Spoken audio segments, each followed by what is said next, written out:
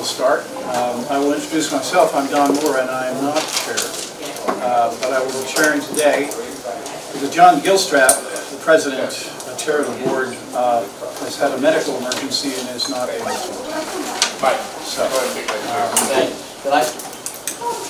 I'm being the treasurer. It falls to me to take the chair, which I'm happy to do. Welcome everyone. Glad to see everyone here.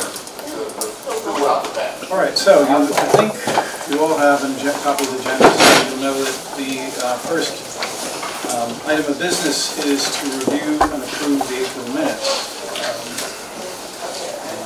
You've all had an email, and any corrections or emendations.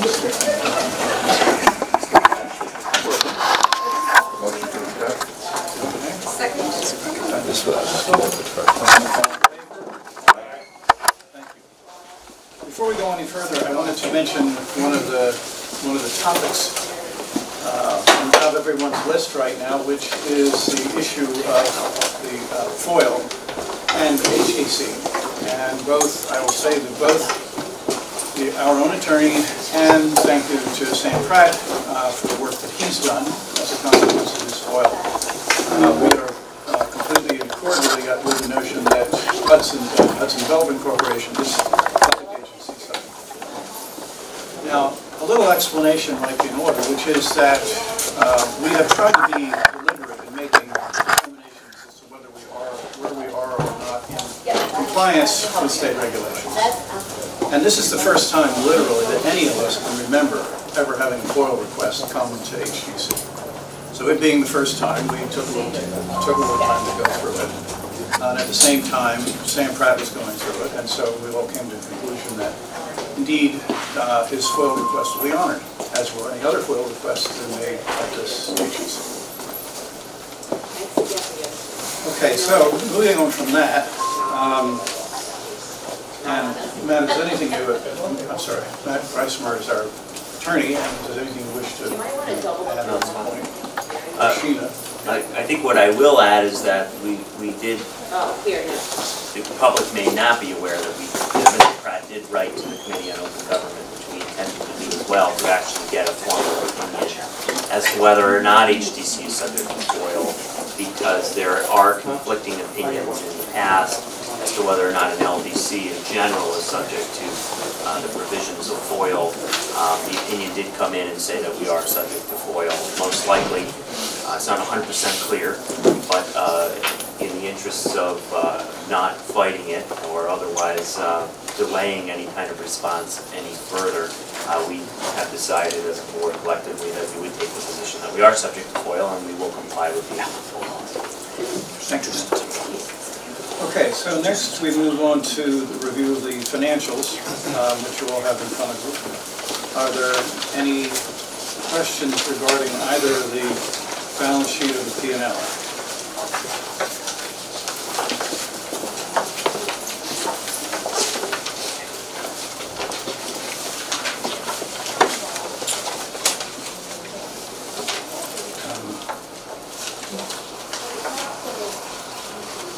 Sheena will address in a little while the issue of HCD next. Address the issue of HCDPA and its finances. The dissolution of HCDPA will mean that our monthly operating expenses will go from roughly $5,100 to $6,600 as a consequence of that. Why is this board talking about HCDPA? Why is this board talking about HCDPA? Because of financing issues. There's nothing to do with it. But it does in terms of financing. You're just trying to scare people about HCDPA not having enough finances, which is not actually true. We, May I interject? go ahead, please. HCDPA doesn't technically have any staff. The staff is provided in agreement with HDC, so technically HDC pays for everything and is reimbursed by HCDPA. So the reimbursement schedule calls for about $3,400 on a monthly basis. At this point in time, given the board's motion to do an appraisal of a whole of its property, Right, is going to cost that agency more money, which leaves it without any money to provide for the overhead costs that it pays for by the end of this month, especially including our audit costs for HCDPA. So that said, understanding that the board does not, the HCDPA board does not meet again until the first week of June, and would require finances to be able to move forward with staff. And if it cannot pay its bills for staff at this point, HTC will have to pick up the full cost burden if it elects to do so to ensure that staff is provided. Does that make sense? Sort of. Okay. For those that don't know, HCDPA is a public benefit authority. It's an agency of the city. It's the urban renewal agency. It was set up in the late 60s when the federal government had funding to do urban renewal projects. Urban renewal sort of lost its muster somewhere in the 90s when the projects were completed and funding essentially dried up from the federal government for that. HCDPA has stayed in activity administering the City of Hudson's grant applications, things typically like community development block grants. In my capacity at HCDPA was to do administration for those. Pretty much all of the applications are complete that have been outstanding that were assigned to HCDPA to administer. The CDBG grant that is now outstanding is being administered by the Department of Public Works. And that's essentially based on delays, and all the costs associated with that application cannot be remitted for expenses, anything prior to the selection of a consultant team to do the CDBG project, which is a stormwater separation project. So any work that was provided by HCDPA on behalf of that application is not reimbursable. So moving forward, DPW will be administering that grant. So at this point, HCDPA has closed out all of its existing grant, waiting for reimbursement from the Department of State for a final kayak launch grant, which would sustain the agency, but we have to wait for that to happen. So I will make several phone calls again to see how far we are in that process and getting that reimbursement made to the HCDPA. However, it would be, I think, irresponsible of HTC not to consider staff costs at this time, as we are discussing financial viability of both and its HCDPA's typical contribution to the staff costs, which is why it appears on the HTC's agenda. Okay, so let's, any further questions, Tom? No. I could add too that that agency, in its last board meeting, floated several proposals for handling that, and one of them was to investigate a bridge or soft lawn against the existing properties that it holds, sale of existing properties, or requesting support from the City of Hudson. Staff is investigating all of those opportunities and has to wait for a return on costs for a proposal to get appraisals for the 7 or 8 or so properties that must be that are required for sale. And if that is the intention to investigate the sale, then we've discussed what a sale of HCDPA properties involves, which is also another lengthy process. So even if we were to get either a bridge loan or sell the property, it requires an additional several weeks worth of work, which the board can surely take on. Currently, the chairman of the board is not in town because he's away on vacation or work. So we're working to further the mission of the agency, but have to address Solomon's first. Okay, I think we just covered item 3B. I sure did. Now let's go back to item 3A. And if there are no further questions about either the P&L or the balance sheet, I will ask for a motion for approval. So moved. Need a second. Second. All right, thank you. All in favor? Aye. Opposed? Thank you. All right, next we'll turn to the Executive Director's report. First with DRI, as reported in the past, we anticipate the DRI announcement to come somewhere around June and July, and that announcement will essentially entail the final scope of projects that the Governor's Office has approved for funding. We won't know what that is until those announcements are made. So we're sitting tight, but the intended HDC projects for the benefit of the public are the MWBE, the Women and Minority Business Element outreach, capacity building project, wayfinding and signage project, public Wi-Fi, networking project, and the CAS redevelopment site for demo infrastructure. I should say on the public Wi-Fi component, I know that the Common Council Economic Development Committee is taking up the franchise agreement, and HTC acted as a placeholder for that until a partner was aligned for the purposes of the city. So we're essentially holding place for that until the city comes to some conclusion about how it wants to see that project move forward. So that's in the works right now, and so I just wanted to let everyone know that that's technically speaking a placeholder.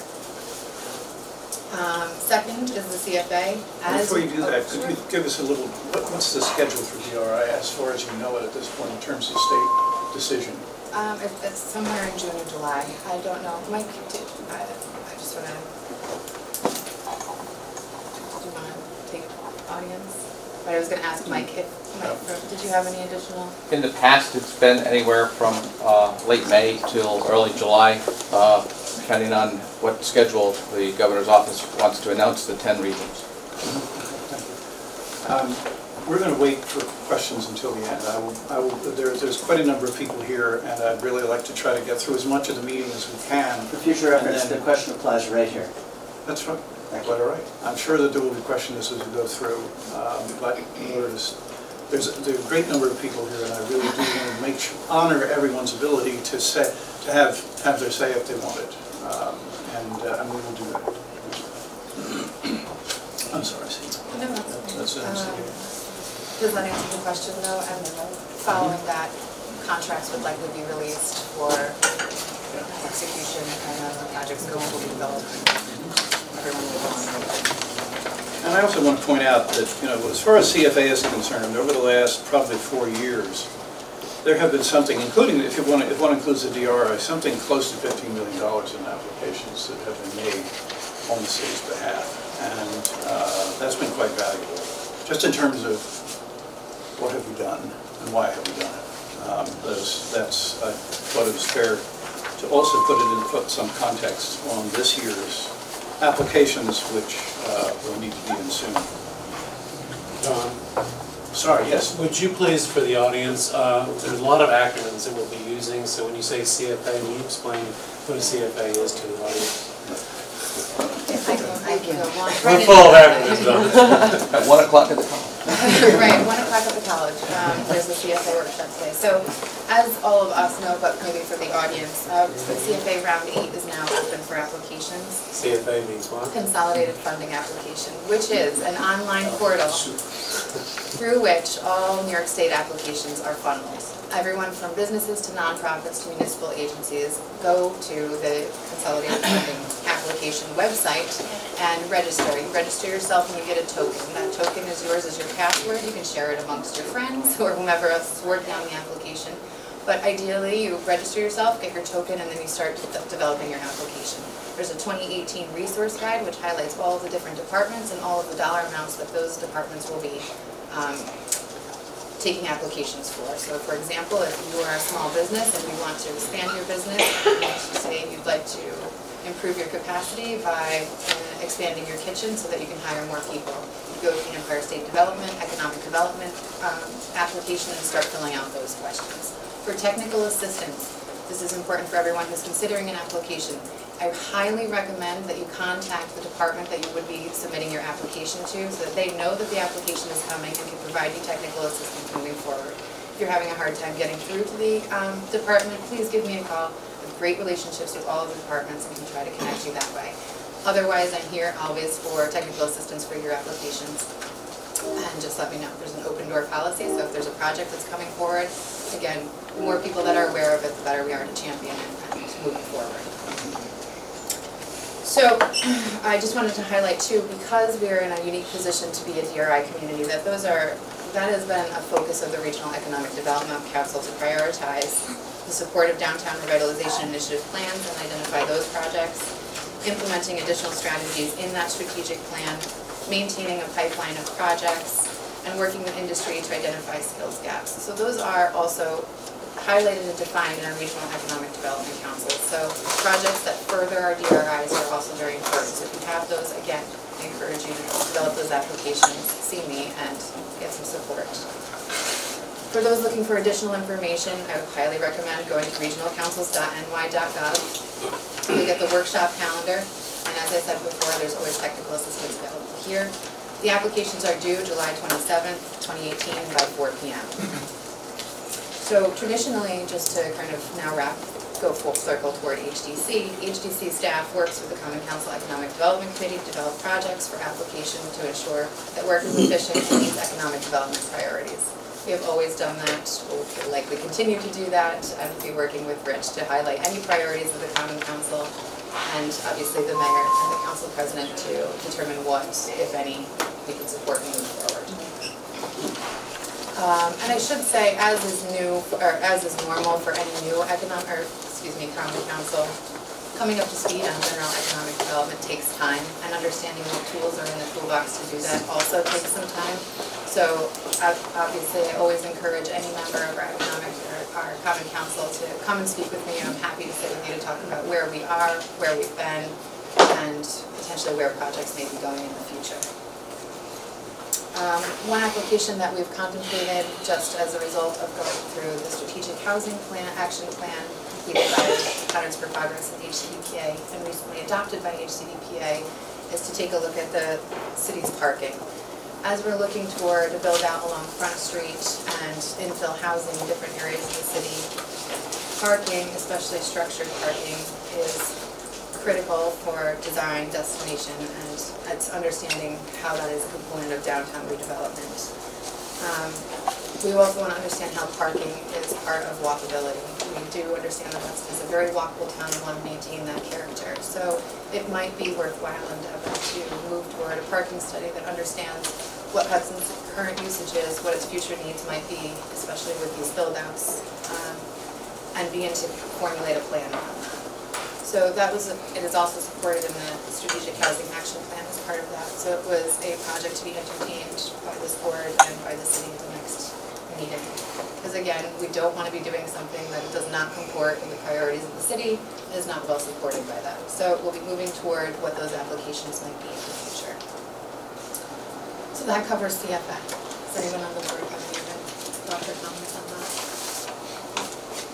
For other, I just want to give you an update on the walking tours. Last year, HDC was awarded a 50-50 grant for to develop a tourism project around walking tours, and this came as a response from years of hearing our local business people say, you know, we need other things to do in the city of Hudson. So what are those other things to do? Warren Street is lovely and access to the river is wonderful, so what other things can people do, and also how can they engage with the city in a more meaningful way? And part of that was the board developed a project creating digital hand-guided walking tours. So they'll be downloadable. The rack cards will be out very soon. It's very simple. But essentially there are 5 walking tours that will be available for download. They'll be released for the Memorial Day weekend so that we get as many people using and downloading. But the 5 walking tours are Hudson's Early Days, the Cedar Park Cemetery, the Churches of Hudson, Hudson's Firehouse, and Hudson's Insiders Tour. The Insider Tour highlights essentially those buildings that people often walk around and say, what's that? Ooh, that's interesting, what is that? So the idea is to give people things to do. They're about an hour in length and act as self-guided tours. So there's that. Let's see, the Hudson Business Coalition, which originally kind of found its birthplace in the Hudson Development Corporation, has moved to its own 501c3 and has become a robust, independent, active board, and will be on Memorial Day weekend also hosting a design event. So I just want to let everyone know that, and we're also in support of that.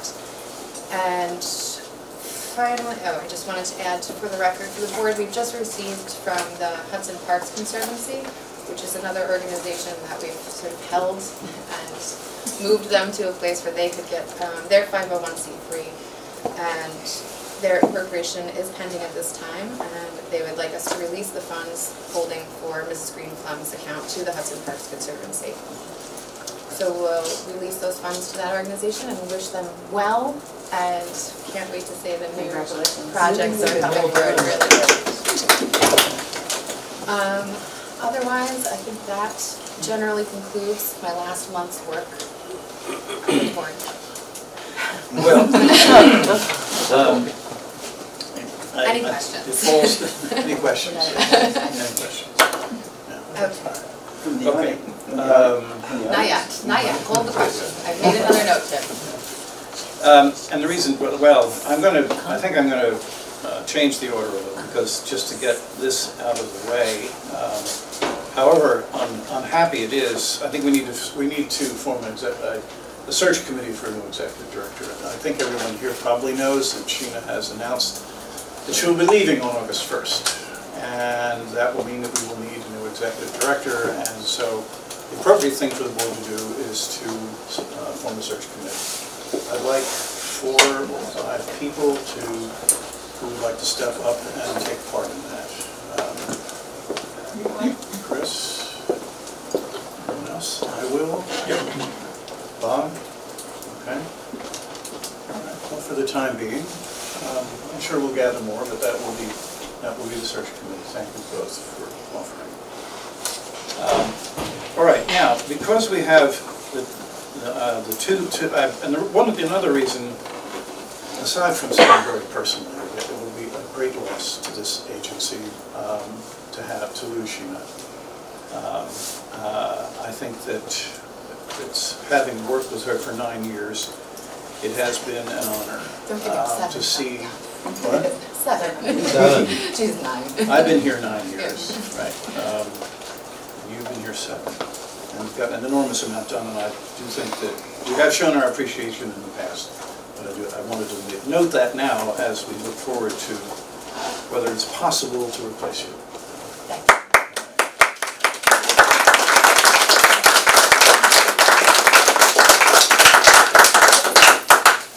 Okay, so then the last 2 items on the agenda are the issue of the CAS development and the future of HDC and the relationship to city municipal government, which is, I imagine, why most of you have come here today. As I think a couple of us have said over the last couple of weeks, as far as CAS is concerned, that project, because of the degree of questions that were raised at the council meeting, and the fact that this project is an HDC project, but it can't proceed without cooperation, substantial cooperation from the city. Infrastructure, parking, there are a number of pieces of this puzzle that couldn't go forward without having the city with us on that. So as there have been a number of descriptions of this floating around, but one just to say is we've delayed it till we see where we are on this, and I think that also means that we have told the 3 development firms of the situation. It won't be a secret to them because they read the papers and the online journalism the same way we do. So they know that there have been questions raised, and no one would want this to go forward unless indeed the city has expressed its cooperation. And what that means for us right now, it's too soon to tell. I think there are a number of us who worked on this who feel that it's a very valuable project and one that would add value to the city, and I can talk to that at some length right now because I want to get through this, because we're certainly not making any decision today. As I think you have read, we had asked the developers for financials. We were in the process of a fairly complex set of site visits by the board, and those have been put on hold until we have further discussion with what the city's interests are. Now, is there anyone on the board who wants to discuss that any further or say anything more about that? I think that's open to discussion. We'll come back to it as far as anyone in the audience is concerned, but for the time being, I just ask the board if they have anything they wish to add. Duncan, did you hear your hand up? No, just Okay. I would say, and I've seen a couple of the Common Council meetings, and obviously there's a segment of the population that is not happy with what's happening here. But I will say that there seems to be a lot of misperceptions about the timing of the project, that we're somehow rushing this forward. I think it's kind of important for everybody to understand that this is something that's been ongoing for 2.5 to 3 years. That we have another developer that we've identified as a potential. That didn't work out because a parcel that CSX owns. It seemed integral to moving that project forward at the time. We've been in the works in obtaining that parcel. So this is something that's been ongoing for some time. I mean, this is not something that the past couple of months the board has decided to move forward. So I just wanted to put out there that this is something that the board has been working on for some time. And I'm not quite sure why there is a misperception. It's, as I said when I first came here, it's wonderful to see everybody here. The meetings are open every week. The only way that the public can have their opinions part of what we do here is to have you all show up. So thanks for being here. Tom? Is there a willingness to reconsider the RFP, which kind of determines the nature of the project? What do you have in mind? Starting over. Not having one big developer. That was never on the table. It's a discussion, I don't think, was it? To have one big developer? No, that's, the RFP as it stands only allows for that. Does it allows for that? I'm not. Well, I don't know. I wasn't here when it was developed, and I don't think anybody else really was involved other than the board. Well, the RFP stands on its own. If it says that it's looking for a single developer, then... Right, that's my point. Right, but does it say that? Because I think to your question, if I understand it, it is that you were, as you expressed yourself in the council meeting, you were looking for multiple developers down there. No, just as a possibility. Okay, well, that was one view, and seemed to be, that your concern seemed to turn on that question, as to whether there was a single developer or multiple developers. No, it was only because I felt that the RFP determined that. And that was a process that was not open at all. The process of the RFP was, well, I think it's, I'm not sure that the process of the RFP was considered here in open session. It was not something that was done in a closed session. And it was done, as Crystal said, over a number of occasions, a number of meetings. And I don't believe, I'd have to double check, that the RFP suggests that there must be a single developer. I think the question is whether or not multiple, whether small or multiple developers would have had an interest in it based on its size and scope. And insofar as, well, the RFP in general is presumed both housing of various definitions, everything from middle-class housing to workforce housing, and the various developers came in with their own view of a mix of housing. And one of the fascinating things was that they were each somewhat different, and they gave us a real choice as to whether or not we would have had other developers who would have fit that bill.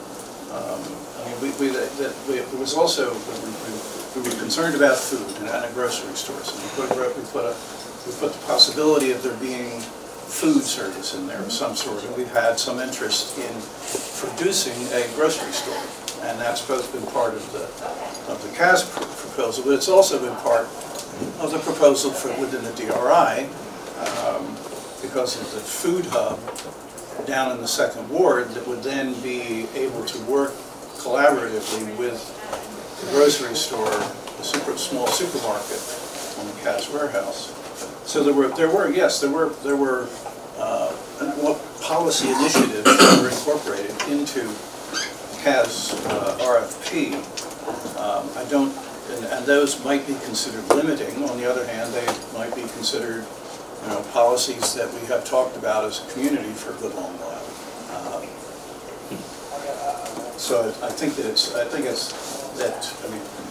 to make a long story short, Tom, what I would suggest to the board is that there be a small working group that would be between the city and the HDC board to look at these issues and say what could be worked out, both on the CAS issue and also on the future of the Hudson Development Corporation. Now, we will, I think one of the other things to say about the, I'm sorry. Question, just because I've recused myself from many of these discussions, so I'm not aware of it. Sure. But can I get some legal help in understanding how a single parcel of land, which is what we have, would be sold to multiple people or multiple developers without those multiple developers forming their own LLC or partnership, which in essence brings them back into one entity? I mean, isn't that what you're asking, is like... I just suggest it's a possibility. It's not really hard to figure out. You parcel out the property. You divide it up. Okay. I think that's possible. Can I just, I guess I maybe take a little step back here. Excuse me, just a second. I suspect there are a number of people here who don't know us, and so I'm going to do one of those standard chair things and ask people just quickly to go around the room and identify themselves. Alexander Petralia. Bart Deline. Chris Jones. Duncan Calhoun. Seth Rapport. Crystal Hines. Matt Griesmer. Sheena Salvino. Brandon May Holtz. Rick Rector. Bob Resner. Tom DiPietro. Carolyn Lawrence. I'm sorry, please. Yeah, again, I think it's, maybe we just take a step back in here. I think we're kind of avoiding the elephant in the room. I guess, Tom, I'm looking at you. You sat on the board for 4 months, didn't really say anything, and then at a board meeting, basically sort of championed the demise of HDC. I'm wondering how you balance this in light of your duty of loyalty to the organization, as well as some respect for your fellow board members. You know, just come out and say, listen, I have some problems with it. You've already made it personal. I mean, listen, there are people cheering and calling us criminals and co-conspirators. I never said that. You didn't, but you certainly did kind of laugh when it was brought up. Okay, one at a time. Finish your statement. Seriously, Tom, I have to tell you, it was quite upsetting to see the meeting and you sort of laughing through a lot of the public sort of getting their pitchforks out, ready to push us out of the way. It was sort of frustrating. As I said, you've sat on the board for 4 months, you've never brought up any of this. You don't think that we're a viable organization, you don't think we should exist the way that we are, you don't think we're handling the CAS project correctly. I've sat here at the board meetings, now I have recused myself from the CAS project because of my relationship with one of the applicants. I'm an attorney and I represented Redburn Development Group on another project, so I did recuse myself from all conversations. But I just felt, frankly, that was very disrespectful, and I frankly thought it was a breach of your duty of loyalty to the organization. Breach of my duty to loyalty to Duty the of loyalty organization? to the organization. And where does that come from?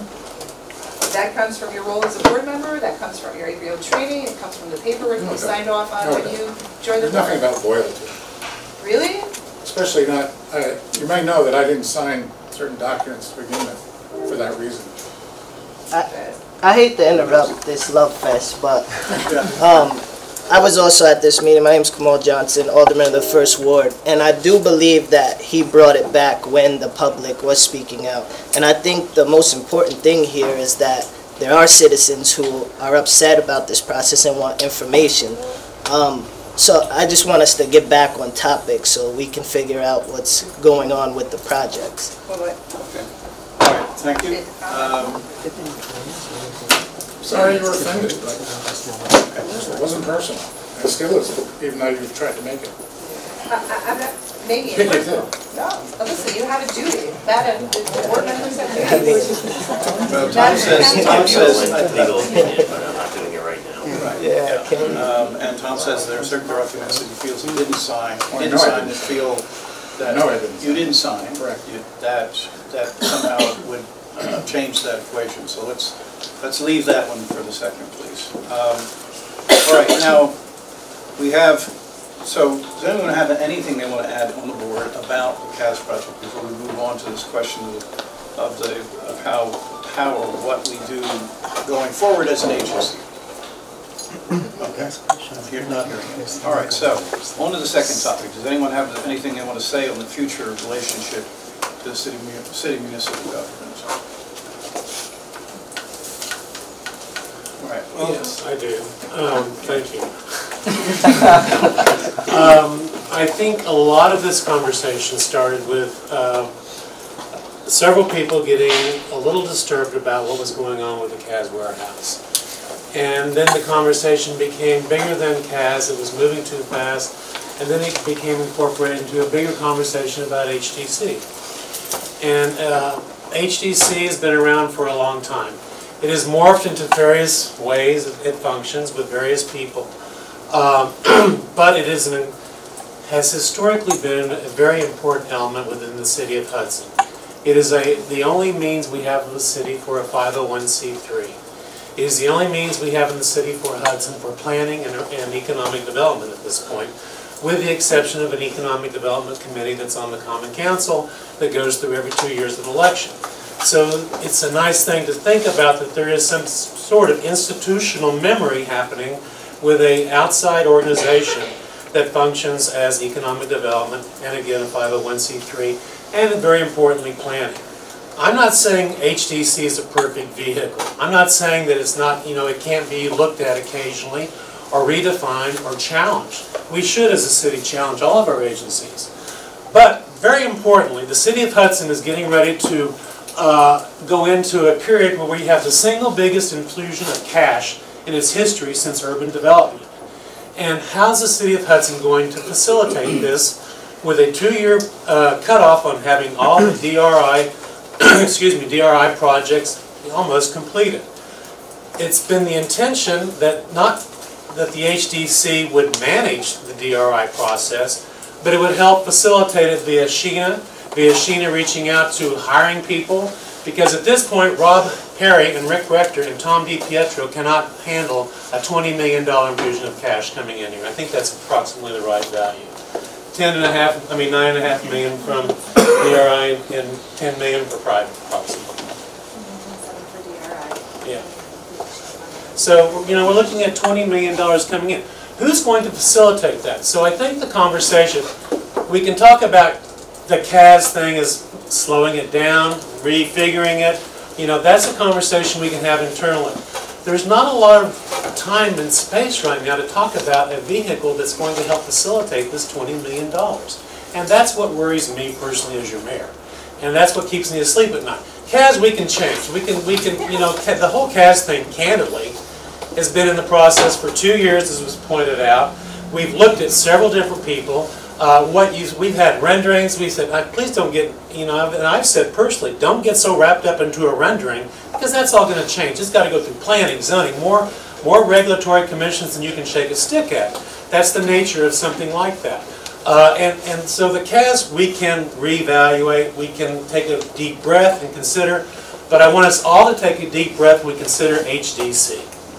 And unless there's a really viable alternative that we can come to think of as a group very quickly, as a community, as a city, that's the only apparatus we have to deal with the DRI right now.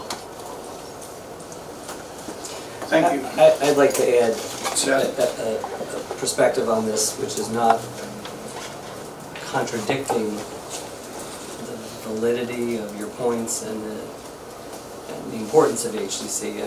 I've been on this board for a long tenure before a recent joining again in the past month and a half. As heretical as it may sound, my feeling is that, well, let me just back up and say, we're a group of volunteers. I repeat, volunteer people contributing their time to this board and the work of this board. And it is my belief, and no one will convince me otherwise, that the viability and effectiveness of this board is vitally connected to strong, consistent support from this community and from the Common Council. And absent that, it doesn't work. The community and the council consistently have to buy into this. And it is an untenable and, I might say, unfair position for us to be in, to insist upon our existence, to plow through, to legally position without the support of the community. Anything we do ultimately will have a taint and will probably fail. I look at this group, I don't feel that. I pay attention, I take none of it personally, but I'm also willing to open my eyes and read the pulse. And I think there has to be some considerable evidence from the community at large, and from the Common Council, from the majority leader, and from the president of the Common Council, because without their support, I'm wasting my time. I am third generation in this community, probably as much as anybody can lay claim to, as a lawyer, as a small business person, as a finance person, as a person who has spent a hell of a lot of my life volunteering in this community. I've weaved and worked within almost every community here, and I can lay claim to that. So I don't feel like I am properly cast as somebody who is coveting power, backroom dealing, engaging in something that's untoward. I have no personal gain. I have no fiduciary gain. And I am not spending my time working as hard as I have worked if it's for the purpose of existing in a maelstrom of hostility and divisiveness and destructiveness. That is not how I am going to spend my time. And I don't say that begrudgingly. I feel like I have a lot to bring to the table, but this ain't cutting it. I can't tell you how complex these issues are. As a person who has not launched a mob, these are issues that are varied, complex, difficult. I see this board as spending an enormous amount of time to offload the responsibility of the city around economic development, right? And if the city, in its wisdom, right or wrong, whether it's well thought out, whether it was introduced in a fair-minded or legitimate way or not, I'm not here to discuss that. I don't care. The shot was fired, the trigger was pulled, this process was launched about the big, broad questioning of HDC. And if it is the opinion and consensus, if we don't have the support, then we're wasting our time. And if it is the opinion and consensus that HDC migrate economic development to the city, my feeling is, so be it. That's fine. That is the way that it will work. Whether or not I think it's wise, that's a different discussion. But my feeling is, let's be clear about this. Let's reach consensus. Let's I think we're doing a disservice to insist upon ourselves existing if it's going to just create more rumor mongering, more tensions, more hostility. We do no service to the city. We do no favor to the city. Then we need to help the city in as responsible a way as we can to migrate economic development to the apparent Economic Development Committee. And my advice is, it's a boatload of work, and there is a limited amount of time, and you know, we should move expeditiously to do that. And I don't see her in the room, but my personal advice is, I would not walk, I would run to Eileen Holleran, because I think she is the one person in the council now who has the smarts and the experience and the demeanor to take that on and help the city transition. I'm done. I am not a punching bag, and I am not a martyr. And I am not spending 10, 15, 20 hours a week working on these complex issues. I can't tell you how much time I spent on the CSX issue. Enormously complicated. If the city wants to take responsibility for that, hooray. Because I don't need to be spending all my time. And it's a non-stop for me, because I don't mean to put you on the spot, Tom, but you're the Common Council president and you sit on this board, and if I don't have your support, okay, I'm not debating that with you. If I don't have your support, I don't think that we exist. That's my opinion. Thank you. Kamal, just a second, please.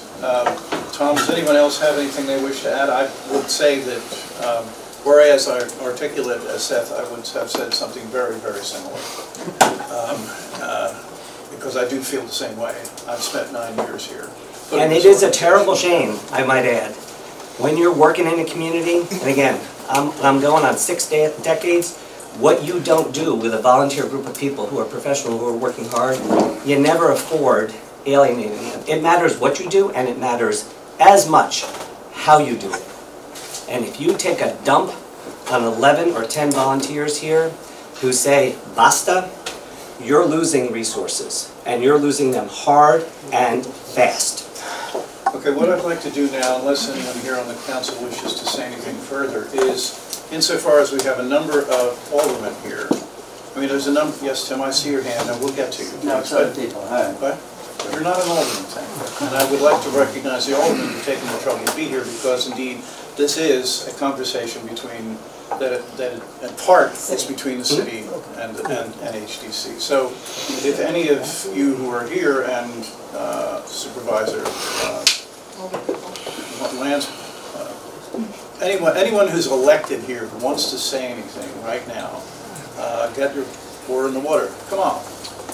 Please, I'm sorry, but you introduce yourself. Yes, Kamal Johnson, First Ward Alderman. I'd like to thank you guys all for volunteering and your hard work, but is there any thought of holding these meetings where citizens and people from the council can attend at like an appropriate time and not noon on a beginning of a work week? Come on, we thought we would have had this meeting in the evening if we had had time to notice it. We talked about that, but the notice requirements is such, and there was so much tumult that we just didn't get to it in time. But yes, we will have meetings in the evening. That's a really relatively easy piece to accommodate. Anyone else? Yeah. Please introduce yourself. Rich Volo, 4th Ward Alderman, Chair of the City Economic Development Committee. I'd like to echo what the Mayor said, that there definitely is an advantage in having a 501c3 to work in conjunction. The Youth Committee just created, there's a 501c3 that's been created recently for the Youth Committee. There definitely is a fiscal advantage for that. You know, understand too that the Economic Development Committee, I'm on 5 committees and a new tourism board.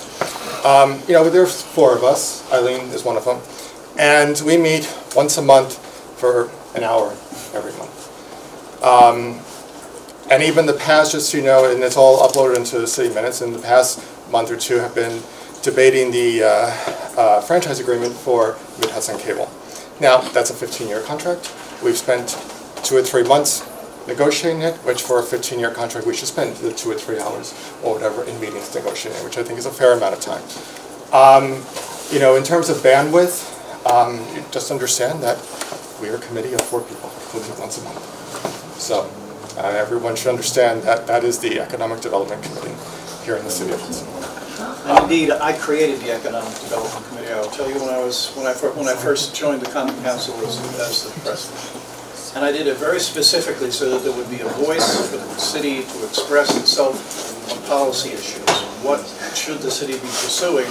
And that HDC would attend, as would the grant makers, every meeting that the Economic Development Committee held. That's the place where this synergy was supposed to, where this communication is to happen.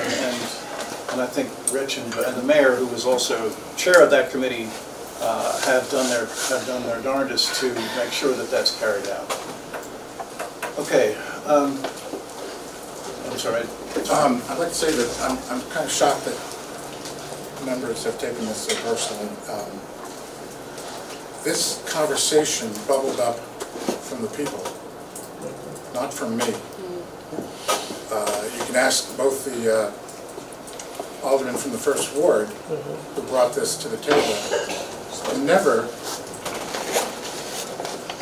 did anyone call out for the immediate destruction of HDC. It was the beginning of a conversation. And the fact that you can't even respond to that with anything but, you know, self-aggrandizing speeches is really kind of disappointing.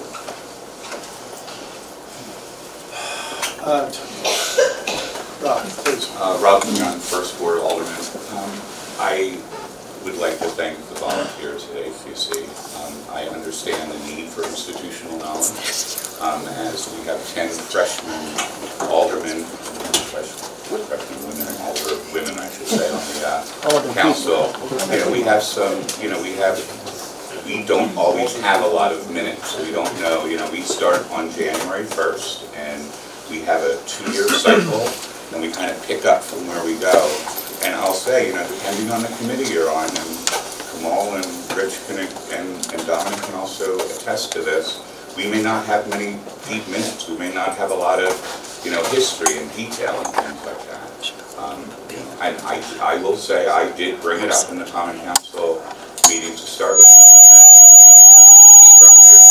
Conversation about it, to learn more about it, and not to turn it into any other type of mob mentality or name calling, because I don't feel that in the efforts of a city or a government or a committee that works, that doesn't make sense. I think that personalizing anything, kind of takes away from what the overarching message is. And I think there's a place for a good debate, and we can disagree, and we can disagree in a professional way.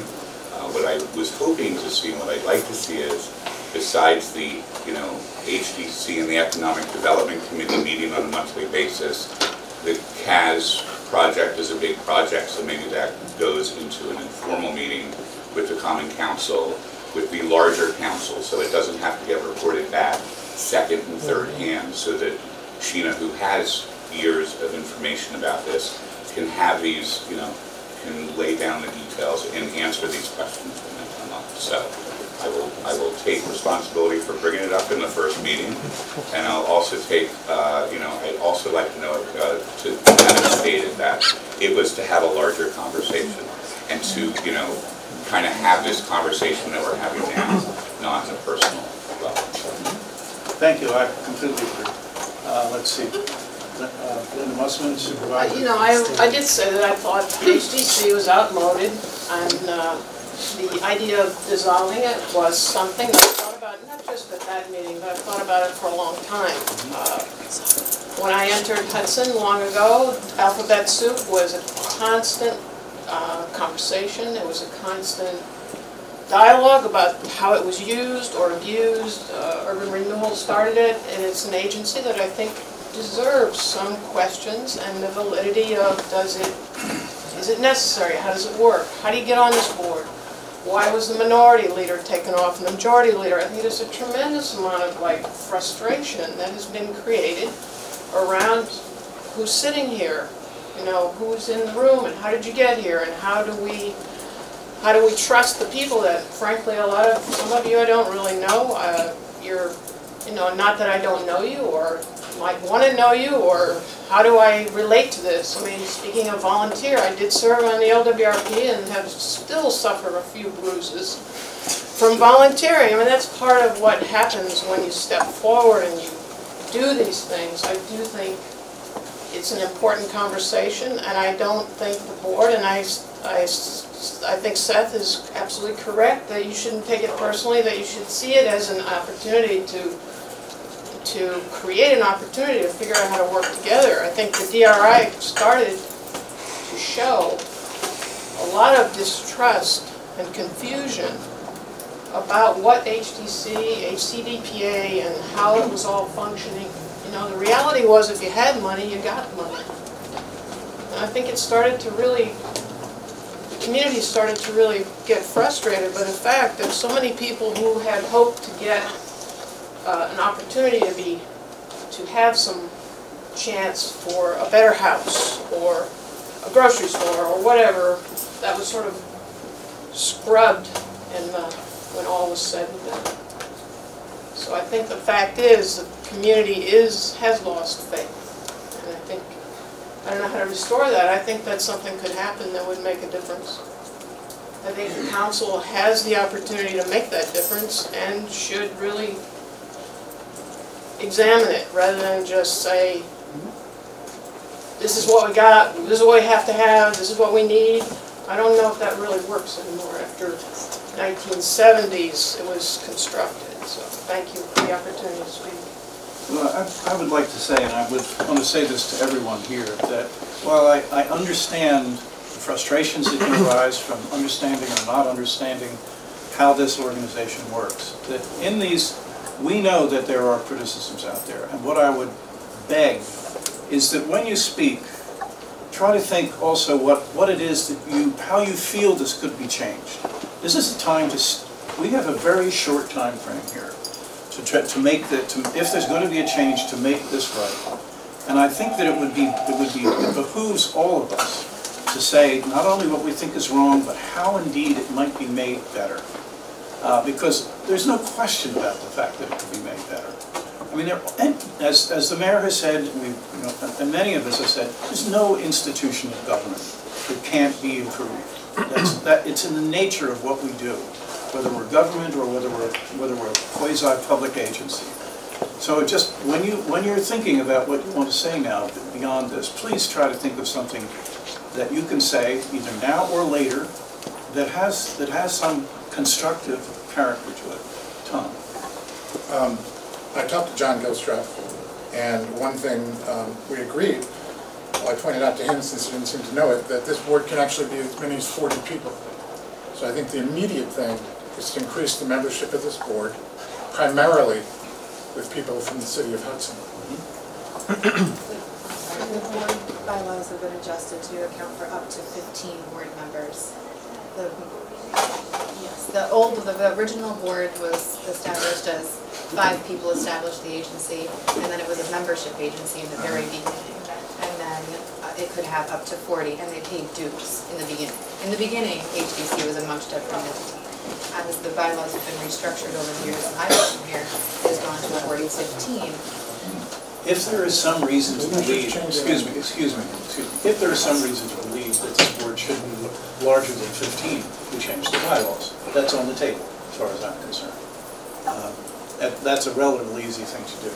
I mean, you get a board that's too large, and then any of you who work with boards, and I've spent a lot of time with boards, it can get too big, and then people don't show up, and etc. But there's no reason on paper why you can't have a larger board. That's bylaws change is relatively easy to put on the table when we have this conversation about how indeed the organization might be restructured, or how economic development might be restructured. All right. So now, if there are no further comments from elected, I'm sorry, Tom. And as I talked with John Gilstrap, the board needs to recruit people who actually have expertise in some of the things we need, such as city planners who actually live in Hudson. Just to give an example. Okay, well, rather than. All right. Well, I know, but we do have a city planner who we're about to try to replace as executive director. But I always welcome. Yeah, sort of. I welcome all of the board members always to cultivate new membership on this board as part of your duties to the agencies, to cultivate new membership and bring new leadership onto the board. So please, at any time, the application is on the website. If you feel you have something to give to this agency or the city as a whole, by extension, please feel free to fill out an application, which is then submitted to the board of directors. Everyone here reviews it, and there's a vote taken at a regular meeting. And how about bringing back the minority and majority leader? That's entirely up to the board of directors to make that. Oh, Sarah's up first, then you come back to you. I think Linda and Rob have said a lot of what I was thinking, and I was on the board of, I'm Sarah Sterling, first ward supervisor, also a member of CEDC right now. I used to be on HDC, was an alderwoman, and HDC went through so many permutations. And this is, right now, it's the best it's ever been. Really, the bylaws have been worked through and thought through, and you work hard to get people that really volunteer their hearts out. And of course, with everybody new coming in, then everybody's like, well, what is this organization? So it is difficult. I think this is the time just to have some more dialogue, maybe have a couple more meetings, not just once a month, but right now just have a couple bi-weekly meetings to get the public educated again. Because you're really strong. I would not want to see it dissolve, and I would not want to see anybody do something with this. Thank you. Thank you. Don, I did ask this question. I'm not sure you can, I mean, is Brenda on this board? No, Branda's a staff person, and she's serves keeps notes. She does the financials for us and keeps minutes at board meetings. And Bart works for the city, and no offense, Bart, I'm just curious what the relationship between the workers, city workers and this board, is there a rule there? According to our bylaws, if you live in and work in or serve the greater Hudson area, you may be on the board. If you're elected, you must go off the board except for the ex officio. If you intend to run, you also must state that and remove yourself from the board. Yeah, I haven't had a chance to look at all the board rules, so I'm just curious how that works, because, you know, the conflict. This is a non-voting individual, as am I. Just so you know, I don't get paid for being here. I'm losing pay right now by volunteering to be on the board. Thank you for that. Dominic, please. Just one quick thing. I'm one of the freshmen, like Rob said, and I value the volunteer board. You give out your time and treasures and your talents. And I just want to apologize that I didn't intervene earlier with anything negative that was said during a common council meeting that might have offended you. Thank you very much. And we hope we haven't offended you guys either. Yes, let's see, now we're going to the audience, and Tim had his hand up first. So Tim, please, then. Three brief things. The first is a suggestion. The RFP for the Montgomery Street, CAS development has a soil description that's irrelevant. It has nothing to do with that site. That should be fixed, I should think. There's one word, fill. That's the correct word. Otherwise, a whole paragraph about other parts of the city. Kind of ridiculous. Second, my grudge with this body goes back to, actually predates the Bentley Meeker sale and gift. And that was property on North Front Street. By the way, I'm Timothy O'Connor, First Ward resident. Never an alderman. That property on North Front Street was named since the late 70s as critical property for city infrastructure for the wastewater treatment plant. And it was sold into private hands against what the public was told as a result of an executive session. And there were things before that that started my grudge against the HDC. So those are problems that should be looked at. If nobody here remembers that, then you don't have any institutional memory. Well, some of us were intimately involved in this. You mean the sale to Rob Kalin? Yeah, I didn't want to name names, but yeah, that's right. And part of that was a gift from Bentley Maker on the east side of Front Street. Okay. I'm sorry, Tim. I'm not sure what the... Gossips covers it very well. You asked for recommendations to look at the history, think about these things. Okay. The third thing was a question about, went back to something that's co-chair of the local planning committee for the DRI, the Downtown Revitalization Initiative. Co-chair Matthew Nelson had said something to me. You are? Is that you, Matthew Nelson? Is that who spoke to us? Is it the same person? Go ahead, hold on. I'm sorry. All right, keep going. Jamie Hettier. No, somebody, a member of the public. Darren Scott works for the State House meeting, but go on, we'll talk after. Reintroduce me. All right, sorry about that. That's me, sir. It was that the LPC, or some semblance of it, or select members of the LPC, would be brought together once more after the, and what is the nature of that meeting? Been trying to find out for months. Should we let the co-chair answer? We have to speak to that. Let's let the co-chair answer. Sure. Matthew Nelson, co-chair of the X, or are you still until I'm dismissed of my services, I suppose I'm still. You're still okay. So to simply answer your question, the recommendation was made, and I think it was Seth who made it at the table, one of our last meetings, that we should form a small subcommittee to work with the city, with HDC, and follow up to the approval of the plan to ensure implementation in accordance with the wishes of the community and the plan as it was finalized. These things have a tendency to sit on a shelf and fall off a cliff and all sorts of other things. So what I can tell you is that the plan was finalized and submitted. It's publicly available. It's on the website. Anybody can look at it. It's in review by the state officials who would have jurisdiction over the final selection of projects. And until such time as that decision comes back from the state, it's still a plan that was submitted and not finalized. So at such time that approval comes down from the governor's office, presumably, we will, and I talked to the mayor about this last week, we will re-engage a select group of individuals who volunteer to participate in that group to help see through the next phase. Kind of implement it. Yeah. And have they been brought together since They haven't. There's been no purpose to bring that group together at this point because, again, our work is completed, the plan was submitted, and now we're just waiting for the decisions. And it's kind of just to keep it in the guidelines of what the state finalized, just to make sure this is what the community... Yeah, and make sure it stays on track, and it's to provide an extra layer of support through our collective brain power to give us that credit and experience and knowledge having gone through the planning process to help, because whether it's Sheena or somebody else, the HDC is very limited in its resources, as is the city as an entity, and so it's just another opportunity to provide some backside. Thank you, Mr. Nelson. In the back here, please. No. Yes. Nancy Falsetto, I have a business on Warren Street, Halstead, real estate.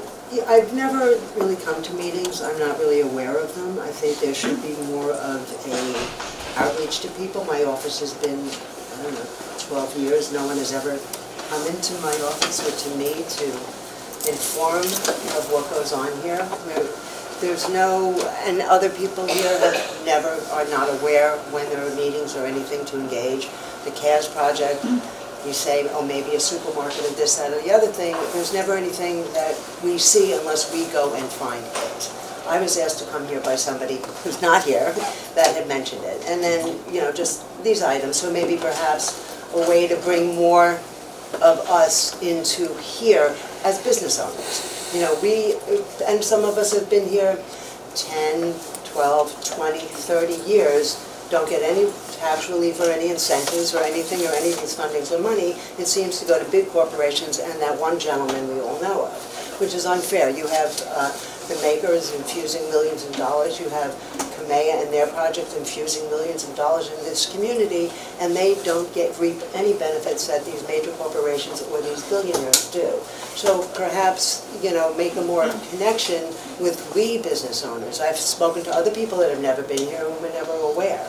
And I think what's happening is why people are engaged more is because word was out about this project, which, yes, has been ongoing for 2 years. Renderings, yes, renderings do mean something because it gives a hint as to this person's aesthetic and design. Does it fit with our community? You don't want to become, some cities fail when they become too overdeveloped by corporations that are coming here. That's not who we were. And you've had people that have, every last penny has gone into this community, and then you get people that have been here an hour, and they come in, and they're getting all funding and so forth, and their projects are being, presented and set forth, but not presented to we the people. I would say, Nancy, that the billionaire did not get any assistance. Well, you know what I mean. No tax. Some people don't pay taxes. Yes, I don't believe that they're being taxed, and the city should also act to that. Well, as far as CAS is concerned, I mean, if indeed this project were to go forward, something should. Well, even including a pilot, we could be looking at $200,000 or $300,000 in new taxes as a consequence, because it goes on, because a $20 to $30 million project goes on the tax rolls. So yeah, that has always been one of our issues, one of our interests. Now, I mean, as far as the acknowledgement, I mean, we're on the city website. I think maybe, I'm just thinking we should send a postcard. People don't look there. I think it would be, I think a great thing and a great idea to do, you talk about ideas, is to maybe perhaps post a letter or something, please come engage with us, and send it to everybody. Everybody. I don't, unless you know somebody or you're sleeping with somebody or somebody, a relative, you don't know a damn thing about it. We have no idea what's going on. You can find it. What we're hearing is that indeed not everyone is finding their way to the announcements about the meetings, and we'll come up with some ways to improve that. I think it would be great. Or someone could take time and walk around and introduce yourselves to people. And increase it. I'm happy to have it. Carla. I think I'm a little confused on the DRI, and you're talking about there's all this influx of money that's going to come into Hudson. And we're still waiting on with the final group of projects. But is that money guaranteed, or is that's just seed money that's up to the individual business then to get the rest of the money? I'm really... Nothing's guaranteed. Right, but $10 million is... Don't go down to nothing's guaranteed. Indeed, these projects, and Matthew can, I think, can also, these projects would not be approved without a financial commitment from the person, the sponsor of the project. That's, you know, we're not with this. The state is not giving money out and saying, well, if you can come in with a couple of bucks, maybe.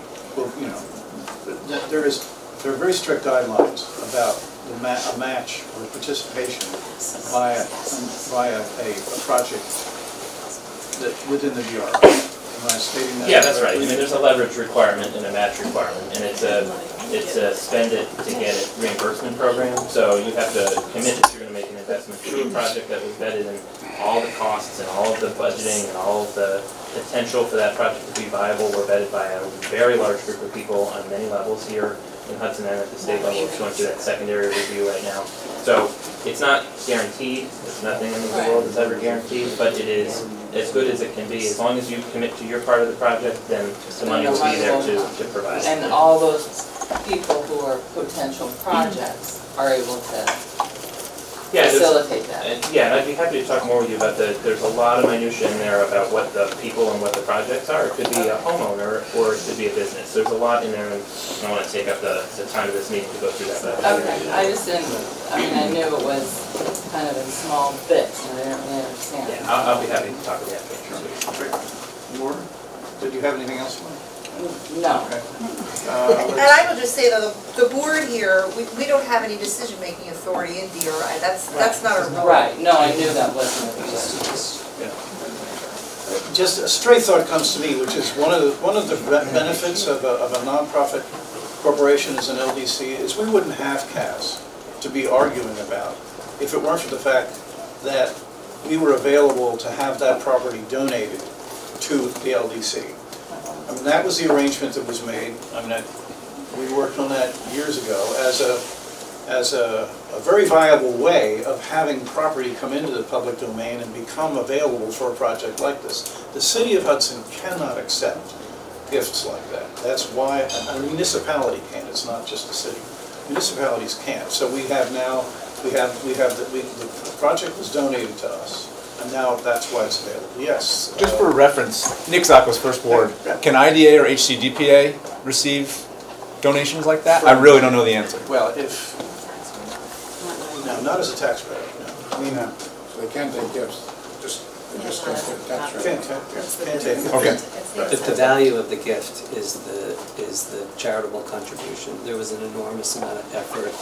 There was positioning by, I was on the board at that time, there was positioning by the owner of that lot to sell that to anybody, including us, for hundreds and hundreds of thousands of dollars.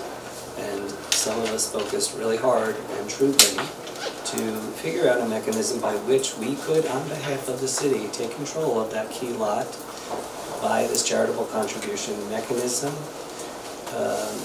which ended up being an acceptable alternative, so we got it for free. But it was on behalf of the city, not just for the profit of the HDC. It was not, you know, this is not a concept. I was just quoting what he said. Well, in my opinion, these efforts have always been guided towards the community and the city. We did not legally take title for the city, but it was a big strategy, as well as the Riverloft, for whatever it's worth. Yes, please. Ed Suki's first ward. Sitting here, I feel there is some value in saying that we, those of us on this side, except for Tim, who is adept at navigating the governmental processes, websites, links to whatever. The HDC website or the city website would stand to make it easier for those of us who aren't familiar with how to get around. I heard you had a copy of the RFP. You mentioned you've seen the RFP. I blundered into it online. Right. So it's just a wonder as to why that isn't available to the public. Is there any reason the public can't see the RFP? Well, as Tim says, it's online. Right. I'm pretty good on a computer. I've worked on one for a long time, and I'm unable to find it. So So, I'll tell you, I mean, this gets to one of those, the perfect is the enemy of the good. I mean, if we had the money to put into a first-class website, believe me, we would. And that's, you know, we did this 5 or 6 years ago and upgraded the website, and we know it needs more work now. But it's a matter of, I mean, if this is something you can do, and would like to volunteer to build us a new website, we would be delighted. Really. To get emails. You know, I mean, websites are always sort of they are the best way to communicate to the public, and they can be the most disappointing because of the expectations that are created. And so, you know, as I say, we can, in a perfect world, the city would have a better website, we would have a better website. The simple fact is that the information is there. Now, can we do a better job of communicating? We can always look at that as a project, as a task we need to take on. I just wanted to say to Nancy that the professional organization for businesses in this city appears to be the Hudson Business Coalition. I've asked to join and no one's responded to me. I asked twice. I haven't. But let her finish, Nancy, Yeah. please. Okay. Was there more you wanted to say? That's all I wanted to say, Okay. that it's an avenue of communication, another avenue. Thank you. And I'd just like to say about that the Hudson Development Corporation set the Hudson Business Coalition up and supported them for 3 years and helped them get a 501c3, so they're now launched, and we're happy they're really successful. And Crystal did that legal work for them. So we, in fact, launch these organizations wherever we can.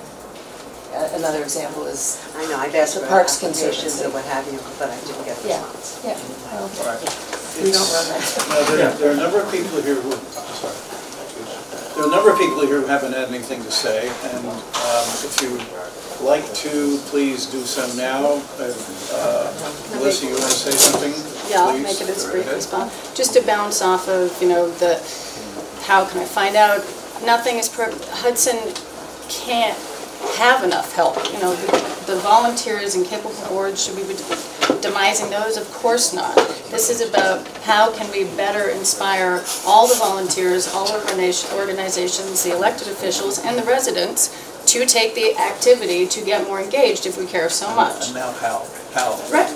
Well, by coming to these meetings, by raising, for example, I mean, also to say, in terms of, you know, taking a dump on 12 people, is that when I came to this room a few weeks ago, you know, with genuine, just like being the broken record of the waterfront, which is what I wish we were talking about, it's a CAS in the waterfront, that obviously unleashed something larger and stranger that I had no clue, but I hope that with what was said in a, I feel, very polite, productive way of saying future development of Hudson is at stake here, not because anyone did any wrong thing, but back to the transition and the incredible opportunity that Hudson has between the DRI, LWRP, this transition of government, the freshman people were discussing, the fact that there's only 2-year terms, the mayor wasn't here for the front half, he's now here for this.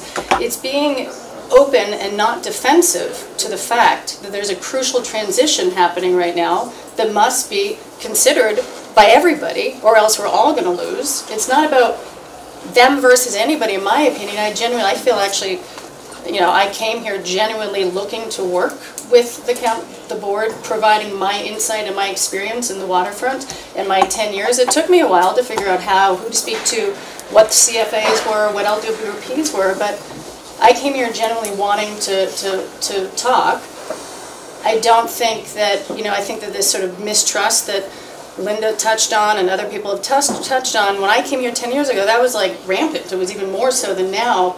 We have to acknowledge that with the history of Hudson, that all of us in some ways are just a product of dysfunctional from the past, and that we're trying to maybe take a moment to rectify certain planning processes, certain entities, certain ways that city government worked with planning and with big state planning. And I think that there's, I mean, maybe John, you think I'm not offering productive things. I'm actually offering philosophy of like we've got to all actually, the divisiveness isn't helping anybody in any town in this country. So we would at least like to assume to step back from attack, put forward. Yes, I agree that, you know, the city could do more, but we know what's happening. It's volunteers, it's elected officials on 5 committees. It's not worth tearing the city down or the HDC down. It's actually worth talking to each other, making plans, and restoring. It will take a while, a little bit of faith and hope by coming to these things. The DRI thing, which my point about CAS was there's so much opportunity swirling. This is so exciting. We will all win if we wait a tiny bit longer. Seeing the DRI, what it unleashed was, you know, difficult, but opportunity. This is incredible opportunity, and I am sad to see that a lot of this conversation was a lot of defending and attacking others for having opinions. But we just, you know, everyone here, whether Tom said it with grace or not with grace, I have no idea, but he had an opinion. I gave a letter. I felt like it wasn't something that the HGC currently wanted to hear, but I do want to make sure that it's that we want to work together. We need volunteers like you to be doing this. Well, I think, and Melissa, I think that that's a good point to jump off on, because we really do want to work together. I think that where we do have a difference, and I'm not sure how to resolve this, is that there hasn't been planning until now. Right. And that is, I think that's the crux of it, because we here believe that there has been planning, that indeed there has been transportation planning, there's been housing planning, we've listened to the community. And so if there is an alternative, I think that once we get and I'd like to, I mean, it's getting late, and I think we've probably gotten to a point where we're coming to a close, and I'd like to put the light on the mayor and the common council president about how we should proceed forward. Because I think that what you've put on the table is a good question, which is how much has or has not been done. And we have a difference of opinion about that. Or in tandem with these these elected officials, but yes. May I finish? And I think that is a question that really needs to be addressed as to what indeed has or hasn't been done, and to clarify that. We tried to do some of that today, but I think it would probably be better to have this specific conversation with the elected officials and with some representation from this board to start a dialogue about that. But that's just one person's opinion. Anyway, yes, Matthew. Do you mind if I say a few things before you turn the spotlight? No, please go right ahead. So, for those of you that don't know me, Matthew Nelson, this was previously referenced, I co-chaired the implementation committee for the Downtown Revitalization Initiative here in Hudson. It's an honor and a privilege to be able to sit at the table with the 20 or so folks who, Seth and others among them, were members of that. I think we accomplished a great amount of work in a short period of time, and it's setting the city up for a really transformational point in its history. But for those of you that don't know me beyond that, I live in Columbia County, I live in Canterbury, I don't live in Hudson, so I'll just put that on the table now so that everybody knows I'm not a Hudson resident. But I've had the opportunity to work with the city over the last 8 years or so in various capacities prior to my current life, in which I've done some work. I'm a member of the Regional Council with Melissa and Mike, representing the region and working on the projects that the city put through the application process over the last few years. And prior to that, worked for the State Housing Agency doing community development. So I've had the pleasure of working with Sheena for her 7, not 9 years on the board. And almost all of those 7 years, in fact, and it's been a pleasure. What I would say is 2 things. Number one, I think you need to, you're right, planning maybe wasn't done, but I think maybe it was, and I think what wasn't done was the collaboration of the planning that was happening in different spheres, right? I think one of the things that the DRI did attempt to do is bring all of that together with some cohesion in a vacuum in the respect that it was to a specific region of the city, not the city as a whole, right? So I don't mean to presume that all of the answers have been given for all of the questions around the city as it relates to economic development, but the city would not have received the award of funds and the recognition from the state had it not been for the planning and the work that had been done, not just by Sheena as an individual who carries the title of Executive Director of HDC and HCPDA. Did I write this down? Yeah, I always botch that one. But from the work of the folks that are here as elected officials, board members, and people who have served this community in that capacity in some form or another in years prior. You can live in 2 types of communities. You can live in a community where No one ever comes out to any meeting and ever talks about anything, and I serve on a board and in organizations where that happens a lot. And things get done and no one ever questions them. Or you can live in a city like Hudson where you have the benefit of the passion that people wear on their sleeves in this community, for better or for worse, right? So you have come to a place in your history that is driven by planning and passion, and I think that's great. And I would implore you, despite Seth's very logical and rational statement earlier, that HDC should continue and HDC should exist. If things are broken, fix them.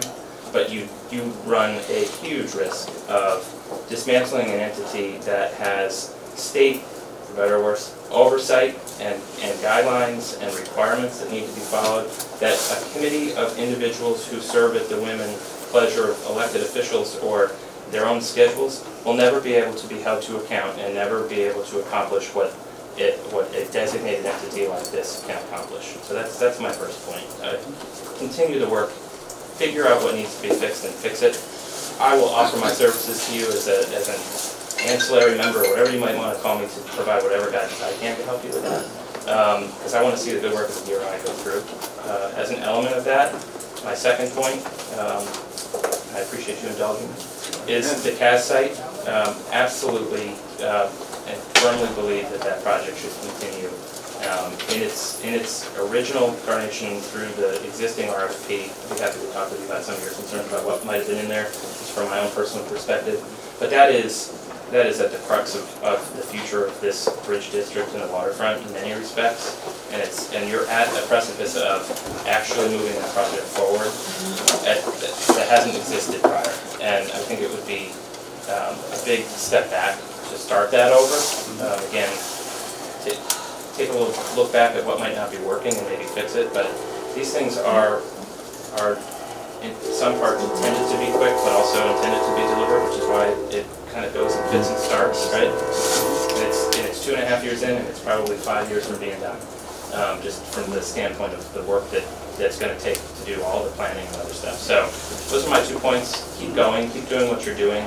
The people should continue to raise questions and come to meetings and be passionate, because that's what drives them forward. And I hope that's helpful. I don't agree with your entire statement, sir. Okay, so at this point, I think last call for anyone who wants to say anything. I'm just going to say, okay, I'm just going to reiterate communication. It's really important. I mean, Matthew talks about coming to meetings. We have to know about the meetings. I know you poo-pooed me when I said flyers at a meeting about a year ago. But there's nothing wrong. That's what people see. Not everybody reads the newspaper. Not everybody is online. This does not look like Hudson here. This does not look like the diverse town that Hudson is. And more people have to come to these meetings. Can you speak up? I said, this does not look like Hudson here. I think more people have to come to the meetings who live in Hudson. But they have to find out about it. They don't read the newspapers. They aren't online. So I don't see anything wrong with putting up a poster or putting up a flyer in all the neighborhoods and letting people know when meetings exist. As I believe I said to You said Susan, well? No, I think that what I said to you after my reaction was, if you're willing to put them up. I'll put them up. Okay. All right. I'll hobble around. I mean, this is a volunteer organization, and if you wish to, I know, put your hand up, you got the job. Yeah, that's the thing. I'll help you put them up as well. Yeah, I mean, you ask for ideas, so, you know, I'll help you. Someone has to take these down too. Printers, I'll help you. I gotta take them down. When you ask for ideas, so here's an idea, instead of throwing it back while you do it, you know, it's really, it's a little disrespectful. So, you know, maybe we can all raise a little money. I'm happy to, you know, contribute to help and to do that and get things printed to do that. But, and then to say is, when is the next meeting? How do you know about it? Who's going to tell you these things for us to do these meetings that posters? happen last Thursday of every month. I don't know. And Tuesday of every month. And also, I mean, it's published in the paper, and if you don't read, I'd like to encourage you to read. The Gossips of Rivertown has covered these meetings when they're coming. Yes, they come the day after or the day But no, after. It's informed often the day of, which is terrific. It's the day of. Nancy, thank you, we get it. And Ellen, We need to do more communication, and we will see what we can to do that. And I thank you for confronting me on it. All right, Nick. I also just want to quickly thank everybody who are volunteers who do this and say that I don't want anything I say to come across as an attack, because I know a lot of people on the board and I like them and trust them and think they're great people. And so just to try to end positively and give some constructive ideas going forward, if we follow this logic that HDC is essential and we've got this money coming in and nobody else can really do it, then my personal recommendation as a citizen would be that that organization has to have meetings at a time when other public meetings are, in the evening when people are not working, and that it would have to be an organization that could be foiled and an organization that would have to abide by open meeting laws. That would. We're already there on the last two. Great. You may not have heard that, but indeed that's what we were saying earlier. Oh, I missed the beginning. Sorry. Yeah, Okay. No, we are that's subject great. to FOIL and we're subject to open meetings. Wonderful. Two down. Yeah. Just one to go. Just one to go. Exactly. Did I say hand up over? I didn't get it. Sorry. No. Linda. I would recommend expanding the board, and I know there was a complaint, the DRI committee did not have the second ward represented very well. Yeah. The DRI committee, I'm just bringing this up, that the second ward was really not represented on that committee, and I think that bringing the minority and the majority leaders back would help in expanding the board. Those are two things. Okay. If you're not going to consider the dissolution, which I don't see a popular idea, but I don't think it should not be put on the table. Okay. Thanks. Thank you. I mean, thank you for that. All right, is there anyone else who wants to have the last word? Bob. We are in this room, friends and neighbors. We see each other out to dinner, we see each other on the street. We should treat each other in a gracious manner and expect the best of each other, not the worst of each other. If we live by that, we can move this forward. Everybody in the room wants the same thing. The thing we're debating here is, what's the vehicle to get there?